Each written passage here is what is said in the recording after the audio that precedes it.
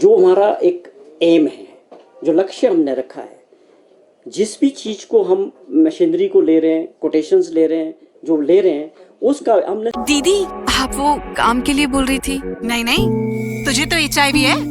अब नहीं चलेगा, अब नहीं चलेगा, अब नहीं चलेगा,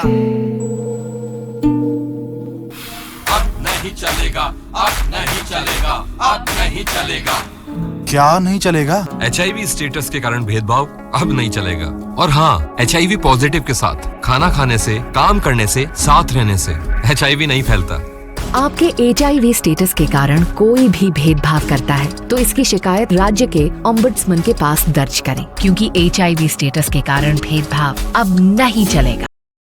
स्टैंडर्ड एक बड़ा सेट कर दिया कि जो एम्स भारत सरकार का है दिल्ली के अंदर, उनके जो मानक है वहाँ पर जो वो परचेजिंग करते हैं, वहाँ पर जिस मशीनरी को वो लेते हैं, हमने उसी को अपना मानक मान के वही सेट लाइन कर दी कि हमारे स्टैंडर्ड वही रहेंगे जो एम्स दिल्ली के हैं। उसी के स्वरूप हम सारी जो एक्विजिशन जो एक्वायर कर रहे हैं, जितनी भी चीज़ें परचेज कर रहे हैं, वो उस स्टैंडर्ड की हो रही है। कहने का मतलब कोई कंप्रोमाइज़ किसी चीज़ से नहीं हो रहा।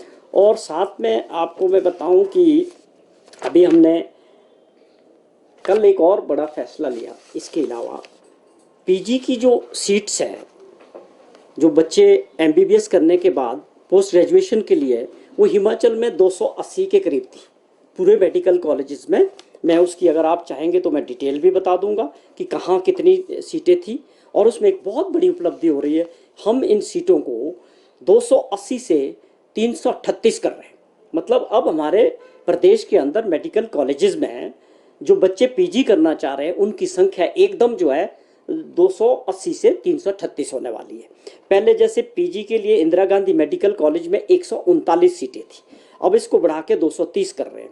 राजेंद्र प्रसाद डॉक्टर आयुर्वेदिक विज्ञान टांडा में 99 थी, इसको बढ़ा के 156 कर रहे हैं। श्री लाल बहादुर शास्त्री राजकीय चिकित्सा मंडी में 24 से बढ़ाकर 79 कर रहे हैं। और उसी तरह डॉक्टर यशवंत परमार चिकित्सा जो नाहन में है, 3 से बढ़ाकर 35 कर रहे हैं।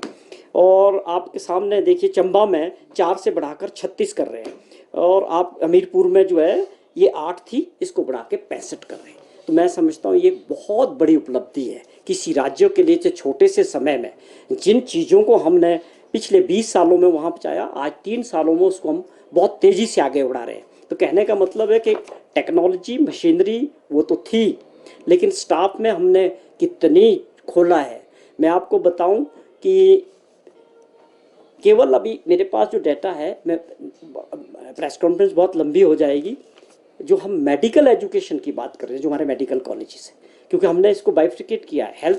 हेल्थ सर्विसेज अलग है और मेडिकल एजुकेशन की अलग है। वहीं पर हमने 2432 लोग क्योंकि भर्तियां कर चुके हैं अभी तक, जिसमें 440 सीनियर रेजिडेंट और ट्यूटर स्पेशलिस्ट 10, प्रोफेसर 31, सहायक प्रोफेसर 53 और दूसरे 442 स्टाफ नर्सिस, सहायक स्टाफ जो जितने भी बड़े समय से जो हमारे टेक्निकल स्टाफ थे, चाहे OT है, चाहे एक्सरे वाले, उनका कोई प्रोविजन नहीं था। उसको हमने बहुत बढ़ाया कि अब हम उनको तैयार कर रहे हैं।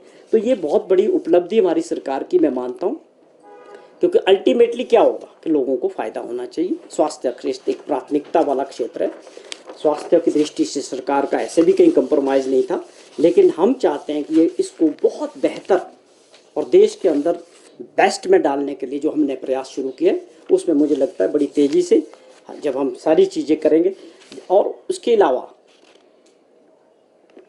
जो हमारे मेडिकल कॉलेजेस में के लिए 218 पद हमने जो है सीनियर रेजिडेंट डॉक्टर्स के भी भरने हैं।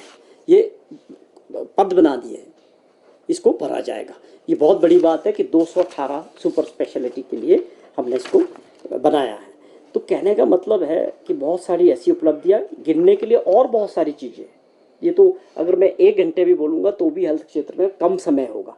पर मैं समझता हूँ कि हमें ये एक अलग अलग टाइम में आप लोगों के साथ अलग अलग टाइम में जो है और दूसरी जानकारी शेयर करेंगे जो हेल्थ डिपार्टमेंट की। आज जो खास तौर पे था ये मेडिकल एजुकेशन, उसके अलावा डॉक्टरों के जो बेनिफिट दिए, जो डॉक्टर लोग अपना कर रहे थे आप लोगों के सामने, कि वो कितना बढ़ाया हमने। आप देखें कि